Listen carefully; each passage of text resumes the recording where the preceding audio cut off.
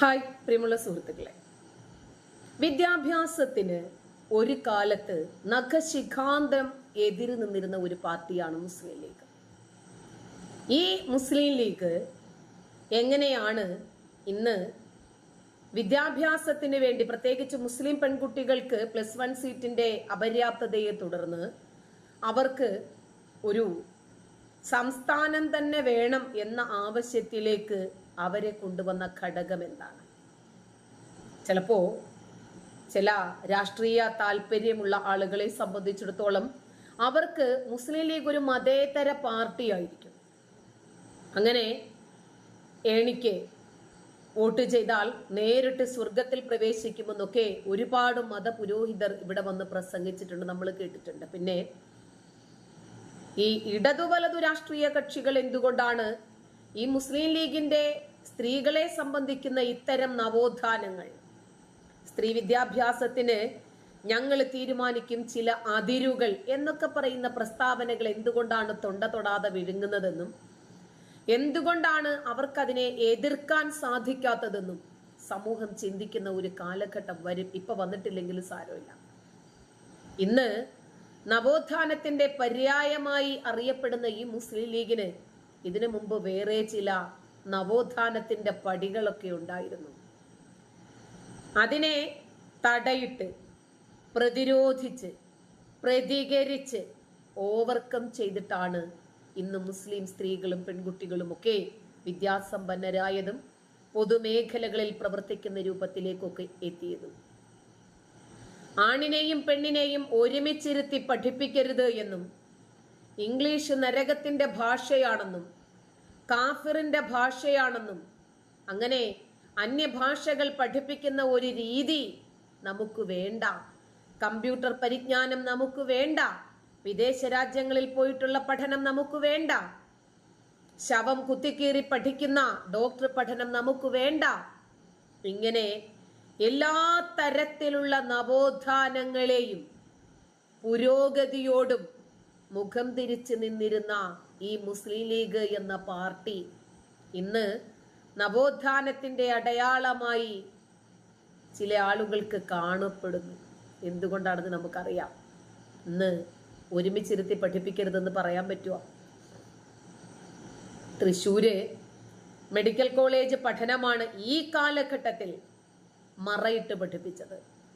ഇന്നും ഇവരിൽപ്പെട്ട ആളുകൾ മരണവീടുകളിൽ പോലും മറ കെട്ടുന്ന ഒരു രീതി കണ്ടിട്ടുണ്ടോ? കാഫിറുകൾ ഈ മയ്യത്ത് കാണണ്ട എന്ന രീതി കണ്ടിട്ടുണ്ടോ?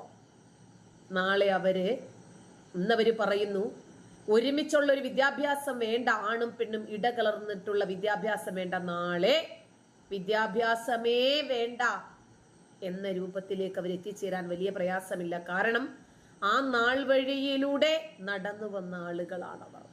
അതുകൊണ്ട് ലാ തക്തുബൂഹുന്നൽ കിതാബത, സ്ത്രീയെ പെണ്ണിനെ അക്ഷരം പഠിപ്പിക്കേണ്ട, ഈ ആശയം ലോകമൊട്ടുക്കും പ്രചരിപ്പിച്ച ഇവര് നാളെ പെണ്ണ് പുറത്തിറങ്ങണ്ട. ഇപ്പൊ കണ്ടില്ലേ, മുസ്ലിം സംസ്ഥാനം ആവശ്യപ്പെട്ടവർ ശൈശവ വിവാഹത്തിലേക്ക് വരുമെന്ന് ഉറപ്പല്ലേ?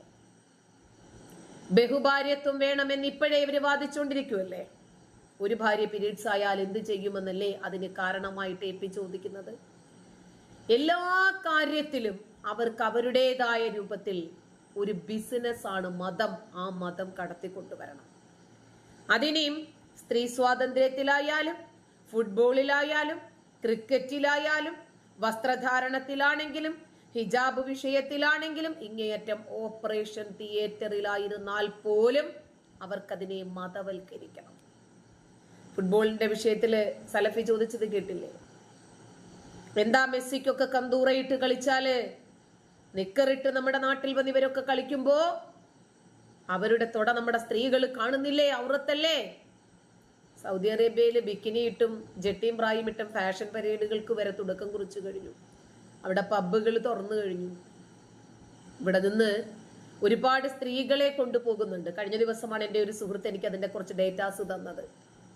എന്റെ വിഷയമല്ലാത്തത് കൊണ്ട് ഞാൻ അതുമായിട്ട് ബന്ധപ്പെട്ടില്ല. ഇവിടെ നിന്ന് കേരളത്തിന്റെ പ്രത്യേകിച്ച് മലബാർ ജില്ലകളിൽ നിന്നൊക്കെയുള്ള സാമ്പത്തിക പരാധീനതയിൽ കഴിയുന്ന സ്ത്രീകളെ ഇവർ കൊണ്ടുപോകും. അവിടെ ഇവർ സ്പാ നടത്തും. ബ്യൂട്ടി പാർലറുകൾ നടത്തും, മസാജ് സെന്ററുകൾ നടത്തും. അതിന്റെ പിന്നിൽ അവർ വേശ്യാലയമാണ് പ്രവർത്തിപ്പിക്കുന്നത്. അങ്ങനെ പണം ഉണ്ടാക്കാലോ അല്ലെ, കുഴപ്പമൊന്നുമില്ലല്ലോ. നിവൃത്തിയില്ലാത്തതിന്റെ പേരിൽ സ്ത്രീകൾ പല മോഹങ്ങളുമായി ഒരുപാട് സാമ്പത്തിക ബാധ്യതകൾ അവസാനിപ്പിക്കാൻ ഫ്ലൈറ്റ് കയറുന്നതാണ്. അവർക്ക് നിരാശരായി പരാജിതരായി മടങ്ങി വരാനുള്ള മടി കൊണ്ട് അതൊക്കെ സഹിക്കുവാണ് അത്രേ. ഈ വിഷയത്തിലൊന്നും ഇവർക്ക് പ്രത്യേകിച്ച് കാഴ്ചപ്പാടുകളൊന്നുമില്ലല്ലോ. മദ്രസയിലെ കുഞ്ഞുമക്കൾക്ക് സ്വാതന്ത്ര്യം നേടിക്കൊടുത്തിട്ട് പോരെ സ്ത്രീ സ്വാതന്ത്ര്യം. ഇപ്പോ പെൺകുട്ടികളുടെ വിദ്യാഭ്യാസത്തിന് അതിർവരമ്പുകളുടെ ഇത്തരം പ്രസ്ഥാനങ്ങൾക്കെതിരെ ഒരു വാക്ക് ശബ്ദിക്കാൻ പോലും സാധിക്കാതെ കേരളത്തിന്റെ രാഷ്ട്രീയം, ഇടതു വലതു കക്ഷികളുടെ മനസ്സും മലിനമായിരിക്കുന്നു.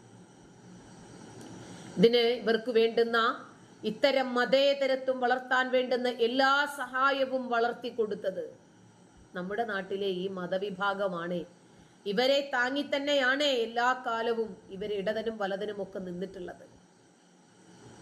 ഇസ്ലാം, മുസ്ലിം, ഞങ്ങൾ പ്രത്യേകമായ പ്രിവിലേജുകളുള്ള ആളുകളാണ് എന്ന പേരിൽ ഇവർ ഈ മതഭ്രാന്ത് പ്രചരിപ്പിക്കുമ്പോൾ, ഇവർ ഈ രൂപത്തിലുള്ള വികലമായ ആശയങ്ങളും നിയമങ്ങളും സ്ത്രീകളുടെ മേൽ കെട്ടിവെക്കുമ്പോൾ എന്തുകൊണ്ടാണ് നമ്മുടെ നാട്ടിലെ നവോത്ഥാന പ്രേമികൾക്ക് ശബ്ദിക്കാതിരിക്കാൻ സാധിക്കുന്നതെന്നറിയാമോ? ഏതെങ്കിലും ഒരു ക്രിസ്ത്യാനി ഒന്ന് പറഞ്ഞു നോക്കട്ടെ, ഒരു ഹിന്ദു ഒന്ന് പറഞ്ഞു നോക്കട്ടെ. അപ്പ കാണിച്ചു തരാം നമ്മൾ നമ്മുടെ മതത്തിന്റെ ഗാംഭീര്യം എന്താണെന്ന്. ഇവിടെ ലവ് ജിഹാദിനും നാർക്കോട്ടിക് ജിഹാദിനുമെതിരെ പാലാ ബിഷപ്പ് ഒന്ന് ശബ്ദിച്ചപ്പോൾ ഇവിടെ നടന്നത് നമ്മൾ കണ്ടില്ലേ? ഇതാണ് നമ്മുടെ നാട്ടിന്റെ പ്രത്യേകമായ പുരോഗതിയും പുരോഗമനവും ഒക്കെ. ഞമ്മക്കാകുമ്പോൾ എന്തും പറ്റും. ഞമ്മക്കെതിരെ ആരെങ്കിലും ഒന്ന് ശബ്ദിച്ചു നോക്കട്ടെ. ഇനി ഒരു വീഡിയോയും കൂടി നിങ്ങളൊന്ന് കേൾക്കുക. ജൂസ് ഉസ്താദിൻ്റെതാണേ, ശ്രദ്ധിച്ചു കേട്ടോ. ഞങ്ങള് സ്ത്രീ സ്വാതന്ത്ര്യത്തിന് വിലങ്ങുതടിയൊന്നും നിൽക്കുന്നവരല്ല, സ്ത്രീകളുടെ വിദ്യാഭ്യാസത്തിനെതിരെ നിൽക്കുന്നവരല്ല, സ്ത്രീകളുടെ പൊതുജീവിതം, പൊതുധാരയിലേക്ക് സ്ത്രീകൾ വരുന്നതിനെതിരെ നിൽക്കുന്നവരല്ല. അങ്ങനെയൊക്കെ പറയുന്ന ആളുകൾ ഇപ്പോൾ ഏത് തരത്തിലേക്കാണ് ഇത് വ്യാഖ്യാനിക്കുന്നത് നോക്കിക്കോളൂ. പെണ്ണുങ്ങൾ അങ്ങാടികളിൽ ഇറങ്ങുന്ന പ്രകടനങ്ങൾ ഒഴിവാക്കുക. പെണ്ണുങ്ങൾ അതിനൊന്നും ഏൽപ്പിച്ചിട്ടില്ല. പെണ്ണുങ്ങളുടെ അങ്ങാടി പ്രവേശം വേണ്ട, പെണ്ണുങ്ങൾ ജാഥ വിളിച്ച് നടക്കാൻ പാടില്ലാത്തതാണ്. അങ്ങനെയൊക്കെ ചില തോന്നിയാസങ്ങൾ നടത്തുന്നവരുണ്ട്. മുസ്ലിം സമുദായമൊക്കെ ഒരുമിച്ച് നിൽക്കുകയാണെന്ന് വിചാരിച്ച് അവരുടെയൊക്കെ ചില ഇഴുപ്പുപാണ്ഡങ്ങൾ സമുദായത്തിൽ കലക്കാമെന്ന് ഒരു വഹാബിയും വിചാരിക്കല്ല. അതൊന്നും നടത്തുന്ന കാര്യമല്ല. ഇന്ന് ഞാൻ നിങ്ങളെ ഓർമ്മപ്പെടുത്തുകയാണ്, പെണ്ണങ്ങാടി ഇറങ്ങിയിട്ടൊന്നും വിജയിക്കാൻ പോലില്ല. അള്ളാഹു നമ്മളെ കാക്കട്ടെ. പെണ്ണുങ്ങൾ മുദ്രാവാക്യം വിളിച്ചു കൊടുക്കുക, പെണ്ണ് മുദ്രാവാക്യം വിളിക്കുക. അങ്ങനെയൊക്കെ ചില സോഷ്യൽ മീഡിയയിൽ ആരാ ഇവിടെ ഇവളൊക്കെ എന്തെങ്കിലുമൊക്കെ ഉത്തരവാദിത്വം. ഇതൊക്കെ എത്ര വലിയ പറ്റിയ സാധനമാണെങ്കിൽ ഒരു മെമ്പർ പക്ഷം മനസ്സിലാവുന്നില്ലല്ലോ. അള്ളാഹു തആല പെണ്ണുങ്ങൾക്ക് ഞെവിച്ചുണ്ടാക്കി കൂടെ ഒരു പേര്, ഒരു മെമ്പർ. നിങ്ങൾ ഉത്തരവാദിത്തങ്ങൾ ചെയ്താൽ മതി. പരിഹരിക്കുക, കുട്ടികളെ പോറ്റാ, കുട്ടികൾക്ക് ചോദ്യം പറഞ്ഞു കൊടുക്കുക, അതപോലും ഒക്കെ പറഞ്ഞു കൊടുക്കുക, ബിസ്മില്ലാഹി കൊടുക്കുക, കുട്ടികൾക്ക് കയ്യേക്ക് ചോറ് വാരി കൊടുക്കുക. ഇതൊക്കെ നിങ്ങളുടെ ഉത്തരവാദിത്തമാണ്. പലിയിലെ തീൻ നോക്കുക, പല തീൻ ഉണ്ടാക്കുക, ഒക്കെ നിങ്ങളുടെ ഉത്തരവാദിത്തമാണ്. അല്ലാതെ മുഷ്ടി ചുരുട്ടി പുറത്തേക്ക് ഇറങ്ങി വരുന്ന പോത്തിന്റെ കറുത്ത കുപ്പായിട്ട പോത്തിനെ പോലത്തെ പെണ്ണുങ്ങളുടെ പ്രകടനങ്ങൾ, പർദ്ദയിട്ട പെണ്ണുങ്ങളെ കുറിച്ചിട്ടാണ് ഈ പറയുന്നത്. കറുത്ത പോത്തിന്റെ കുപ്പായമിട്ട പെണ്ണുങ്ങൾ. ശ്രദ്ധിച്ചോ, വേറെ ആരെങ്കിലുമായിരുന്നു ഇത് പറഞ്ഞിരുന്നതെങ്കിൽ. അല്ലാതെ മുഷ്ടി ചുരുട്ടി പുറത്തേക്ക് ഇറങ്ങി വരുന്ന പോത്തിന്റെ കറുത്ത കുപ്പായിട്ട പോത്തിനെ പോലത്തെ പെണ്ണുങ്ങളുടെ പ്രകടനങ്ങൾ സോഷ്യൽ മീഡിയയിൽ നിറഞ്ഞു കിടക്കുകയാണ്. മര്യാദക്ക് നിന്നോളി, മര്യാദ വിട്ടാൽ വിവരണ്ടറിയും. അള്ളാഹു നമ്മളെ കാത്തി രക്ഷിക്കട്ടെ. ഇതൊന്നും ഇവിടെ സുന്നത്യമായത്തിന് ആലിമ്യങ്ങൾ കണ്ടിട്ടില്ലാതെ വിചാരിക്കണ്ട. നിങ്ങളെ എല്ലാ വീഴ്പടക്കലും എല്ലാം കൂടെ ഞങ്ങൾക്ക് പണി തീർക്കാൻ അല്പം നേരം മതിയാവും. മര്യാദക്ക് അവനാന്റെ പണിയെടുക്കൽ നല്ലതാണ്. ഈ അടുത്ത കാലത്ത് ഇതൊക്കെ ഉപയോഗപ്പെടുത്തി സോഷ്യൽ മീഡിയയിൽ മറ്റും കാണിക്കുന്ന ചില അബദ്ധങ്ങളുണ്ട്. പെണ്ണുങ്ങൾ മുദ്രാവാക്യം കുറിച്ച് റോട്ടത്തിൽ നടക്കുക, ഇതൊന്നും ഒരു മുസ്ലിമിനെ വെച്ച് പണിയല്ല. അള്ളാഹു നമ്മളെ കാത്ത് രക്ഷിക്കട്ടെ. ഉറക്കപ്പറ, അള്ളാഹു കാത്ത് രക്ഷിക്കട്ടെ. അള്ളാഹു ജമാഅത്തിനവരെ പെണ്ണുങ്ങൾ ഒഴിവാക്കിയില്ലേ? എന്നിട്ട് മുദ്രാവാക്യം വിളിക്കണം. ബാങ്കില്ലല്ലോ പെണ്ണ്, ബാങ്കില്ലല്ലോ പെണ്ണ്. ഈ നരേന്ദ്രമോദിക്കെതിരെ മുദ്രാവാക്യമല്ലേ വിളിക്കേണ്ടത്? അതിനൊക്കെ വലുതല്ലേ ബാങ്ക്? ഇതേ പഠിച്ചോന്നിട്ട് ബാങ്കില്ലല്ലോ. ബാങ്ക് നമ്മ ചെറിയ സംഭവമാണോ? അല്ലാഹു അക്ബർ, അല്ലാഹു അക്ബർ, അല്ലാഹു അക്ബർ, അല്ലാഹു അക്ബർ. ബാങ്ക് എന്ന് പറഞ്ഞാൽ ചെറിയ സംഭവമല്ല. എത്രാണ് ബാങ്കിന്റെ പൊലിമയിൽ ഇറങ്ങിയിട്ടുള്ളത്. ഇന്നൽ മുഅദ്ദിനീന അത്വലുന്നാസി അനാഖ യൗമൽ ഖിയാമ. അന്ത്യനാളിൽ തല ഉയർത്തി പിടിച്ച് നടക്കുന്ന മനുഷ്യരാവാസികൾ അവരും പള്ളിയിലെ മുഅദ്ദിനീങ്ങളാണെന്ന് മുഹമ്മദ് മുസ്തഫ. അത്ര വലിയതല്ലേ ബാങ്ക്? എന്നിട്ട് വർഷം വെച്ച് ബാങ്ക് ബാങ്കില്ലാത്ത മുദ്രാവാക്യത്തിൽ നടന്നത് നീക്കുക. ഇതൊന്നും ഞങ്ങളാരും കണ്ടിട്ടില്ല എന്ന് വിചാരിക്കണ്ട. മര്യാദക്ക് പറഞ്ഞത് ഒരാൾക്ക് സമസ്ത ജമിയത്തുൽ മുഅല്ലിമീന സമ്മേളനത്തിൽ വ്യക്തമായ പ്രമേയം സമസ്ത പാസാക്കിയിട്ടുണ്ട്. പെണ്ണുങ്ങൾ യാതൊരു കാരണവശാലും ഏത് പ്രതിസന്ധി വന്നാലും പുറത്തിറങ്ങാൻ പാടില്ല. സമസ്തയുടെ പ്രമേയം വന്നിട്ടുണ്ട്. സമസ്ത കർശനമായ വിഷയത്തെ വിലക്കിയിട്ടുണ്ട്. സമസ്തയുടെ പ്രസിഡന്റ് വളരെ ശക്തമായ കാര്യം താക്കീതിട്ടുണ്ട്. പെണ്ണുങ്ങളെ ഇറക്കാൻ ആരും മെനക്കെടരുത്. അതെല്ലാവരോടും ഞാൻ താക്കീത് ചെയ്യുകയാണ്. കാര്യങ്ങളൊക്കെ ശരി തന്നെ, പക്ഷേ തോന്നിയമാതിരി ചെയ്യരുത്. നമുക്ക് ദീനുണ്ട്. ആ ദീൻ എന്ന് പറഞ്ഞാൽ തോന്നിയത് ചെയ്യലല്ല. അതിന്റെ അടിസ്ഥാനം മുഹമ്മദ് മുസ്തഫ. അത് പരിശുദ്ധ ശരീഅത്തുൽ ഇസ്ലാമാണ്. അതനുസരിച്ച് ജീവിക്കണം. രാഷ്ട്രീയക്കാരും മറ്റൊക്കെ ചെയ്യുന്ന സേവനങ്ങൾ വളരെ സമ്മതിക്കുന്നു. അതൊന്നും ഞങ്ങൾ നിസ്സാരവൽക്കരിക്കുന്നില്ല. പക്ഷേ ആണുങ്ങൾ ഇറങ്ങിയിട്ട് നടന്നാൽ മതി. പെണ്ണുങ്ങൾ അങ്ങനെ ഇറങ്ങരുത്. അത് ഉമ്മത്ത് മുസ്ലിമത്തിന് ആപത്ത് ക്ഷണിച്ചു വരുത്തും. അല്ലാഹു നമ്മളെ കാത്തിരക്ഷിക്കട്ടെ. സഹായം അല്ലാഹു തരേണ്ടതാണ്. അത് അല്ലാഹുവിന്റെ ചാനലിലേ ഉള്ളൂ. അല്ലാഹു തൗഫീഖ് തരട്ടെ. നല്ലപോലെ മനസ്സിലാക്കണം. പെണ്ണുങ്ങൾ മുദ്രാവാക്യം വിളിപ്പോയും മറ്റു ചെയ്യുന്ന വൃത്തികെട്ട ആഭാസകരമായ സോഷ്യൽ മീഡിയ ക്ലിപ്പുകൾ നാടാകി നടക്കുകയാണ്. ഇത് അന്യ സമുദായക്കാർ കാണൂലേ? മനുഷ്യന്മാർ അയ്യേ വൃത്തിയാണ് പോത്തിനെ പോലത്തെ പെണ്ണുങ്ങൾ പ്രകടനത്തിന് മുദ്രാവാക്യം വിളിച്ച് നടത്തുന്ന ഇത് മനുഷ്യന്മാർ കാണൂലേ? മനുഷ്യന്മാർ ഇവിടെ എന്ത് മൂവ്മെന്റ് മനുഷ്യൻ കാണില്ലേ? അയ്യേ വൃത്തിയാണ്. എന്തെങ്കിലും കാട്ടിക്കൊണ്ടുന്നത് ഇങ്ങനെ ബില്ല് വന്നിട്ട് പെണ്ണുങ്ങൾ മുദ്രാവാക്യം വിളിച്ചാൽ റോട്ടിൽ കൂടെ അല്ലാഹു സുബ്ഹാനഹു വ തആല എന്തിനാ പരിചയക്കാട്ട്? ഇതിവിടെ ഉത്തരവാദിത്തപ്പെട്ട സംഘടനയാണ് ബഹുമാനപ്പെട്ട സംസ്ഥയോട് ജമിയത്ത് വിടുമാ. അല്ലാഹു എഴുത്തത്ത് നമുക്ക് നിലനിർത്തി തരട്ടെ. മനസ്സ് വന്നാ മിമ്പറ ഇവിടെ അങ്ങനെ കയറുപോയി വിടൂല. ഇവിടെ തോന്നിയ മാതിരി നടക്കാൻ സമസ്ത വയ്ക്കൂല. അന്ന് നടക്കുന്ന കാര്യമല്ല. കുറച്ച് ആളുകൾക്ക് തോന്നിയമാതിരി നടക്കലൊന്നും നടക്കൂല. ഇവിടെ സമസ്ത ജമിയത്തുകളുണ്ട്. സമസ്ത ജമിയത്ത് വിടുമക്ക് മര്യാദക്ക് തീ പഠിപ്പിക്കാൻ പറ്റിയ പട്ടാളമുണ്ട്. അത് ആലിമീങ്ങളാണ്. അല്ലാഹു എഴുത്തത്ത് നിലനിർത്തി തരട്ടെ. അത് AK-47 പട്ടാളാണ് എന്ന് ആരും വിചാരിക്കേണ്ട. ഇന്റലിജൻസ് കേൾക്കുന്നുണ്ടാവും പ്രസംഗം. നിങ്ങൾ വിചാരിച്ച പട്ടാളം വേറെ പട്ടാളം. നമ്മളെ പട്ടാളം ആണ് സുഖത്തിന്റെ പട്ടാളം. എവിടെയാണ് അബദ്ധമെങ്കിൽ ആ അബദ്ധം നിങ്ങൾ നേരെയാക്കും. സമുദായത്തിന് ഒരു അടിസ്ഥാനമുണ്ട്. പരിശുദ്ധ ശരീഅത്തിൽ പെണ്ണിന്റെ സ്ഥാനം കൊടുത്തിട്ടുണ്ട്. പെണ്ണുങ്ങൾ അങ്ങാടികൾ റോഡിലൂടെ ജാട വിളിച്ചു പോകാൻ പാടില്ലാത്തതാണ്. പെണ്ണുങ്ങൾ അങ്ങനെ മുദ്രാവാക്യം വിളിക്കാം. ഒരു കാലത്തെ കുപ്പായിട്ട് പോത്തിന്റെ കളകളിൽ കുപ്പായിട്ട് പെണ്ണുങ്ങൾ അങ്ങനെ റോഡുകൾ വൈകുന്നേരം നടക്കുക. എന്നിട്ട് കുറച്ച് ആളുകൾ അപ്പുറത്ത് നോക്കി ഇങ്ങനെ ഈ പൈക്കുട്ടികളെ നോക്കി നിൽക്കുക. അയ്യയ്യേ മാനക്കട.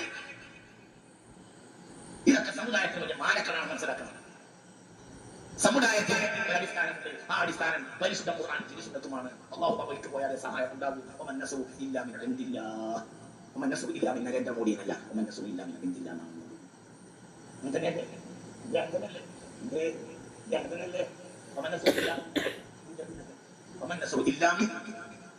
സഹായിക്കേണ്ടത് BJPയും അല്ല, സഹായിക്കേണ്ടത് കോൺഗ്രസും അല്ല, സഹായിക്കേണ്ടത് ആരുമല്ല. സഹായിക്കേണ്ടത് ആരാണ്?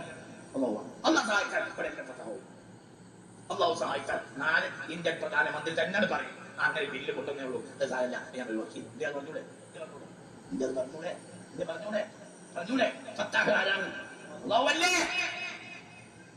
അതിന് പൈക്കുട്ടികൾ വോട്ടും കൂടെ നടക്കുന്ന കാര്യമല്ല. പൈക്കുട്ടികൾ വോട്ടും കൂടി അങ്ങനെ നടക്കില്ല. നിങ്ങളൊന്നും വിചാരിക്കരുത്. വിചാരിച്ച ഒരു കാര്യമല്ല. ഞാനീ കണ്ട ഞാൻ ഏറനാടൻ ഗ്രാമീണനാണ്. എനിക്ക് നിങ്ങളുടെ ഭാഷ അറിയില്ല. ഞാൻ നിലമ്പൂരുകാരനാണ്. ഞാനങ്ങനെ സാഹിത്യം പഠിച്ച വെള്ളച്ചാർന്നല്ല. ഞാൻ തനി ഗ്രാമീണന്റെ മകനാണ്. വാപ്പിയും ഗ്രാമീണനാണ്, വല്യാപ്പിയും ഗ്രാമീണനാണ്. ഏറനാടൻ കർഷക കുടുംബത്തിൽ ജനിച്ച് ഭാഗ്യത്തിനോ നിർഭാഗ്യത്തിനോ മൂലയിലായി പോയാളാണ് ഞാൻ. അപ്പൊ എനിക്ക് നിങ്ങളെ നല്ല വൃത്തിയുള്ള ഭാഷയൊന്നും അറിയില്ല. ഡിസിപ്ലിൻ ഉണ്ട്.